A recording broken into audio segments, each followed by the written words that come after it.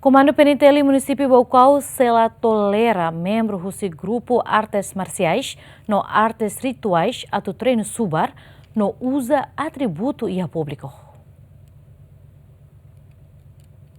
Comando Geral PNTL nomea Superintendente João Sancho Pires no dar comandante interino PNTL Município Baucau ou de substituir comandante cessante PNTL Município Baucau, Superintendente Sefi Antônio Maria de Sá. Comandante interino PNTL Município Baucau, Superintendente João Sancho Pires Ateten, e hanya mandato sila tolera membros sira usi grupo arte marciais no arte rituais atau halo atividade treino subar no usa atributo hodilau e a público, tambah resolução governo número 19 recen hitu, barari honrua ronolo recen hat e a loron ronolo recen hat fulan abril, suspende hela atividade arte marciais. Lei agora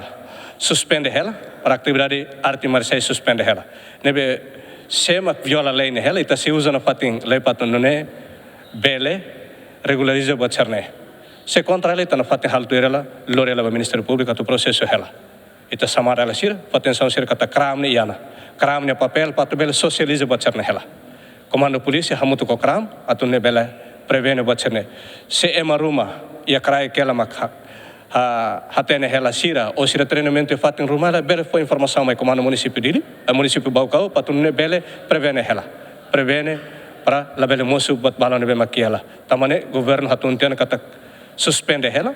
pat sir la bele halo atividade ela mai polisi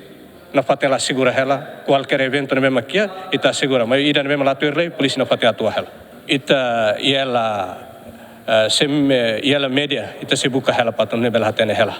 mas se emaruma mesmo hatene hela mas que ela comando município ou não ita bela processar la tuir investigação mesmo aqui ela ita hare tuir investigação não ita lore la Ministério Público ela tama naim ba processo ne Ministério Público naim hela antes ne governo asai resolução número 19 recin tolu barari honrua ronolo recin hat loron ronolo recin hat fulan abril suspende hela atividade arte marciais ho objetivo atu consolida no a força paz social nebe alcança ona husi fulan novembro tinanri honrua ronolo recin tolu ho abordagem ida nebe considerado no controlado hakara atu he futuro permite prática arte marciais nian e hadet contexto desportivo onde promove exercício saudável no contribui para a educação no formação cívica no humanista ba jovem sira resolução governo niang ne continua suspende atividade arte marciais no arte rituais husi fulan outubro tinanri honrua ronolo recin hat to fulan março tinanri honrua ruanulo recin lima afoin governo li husi conselho ministro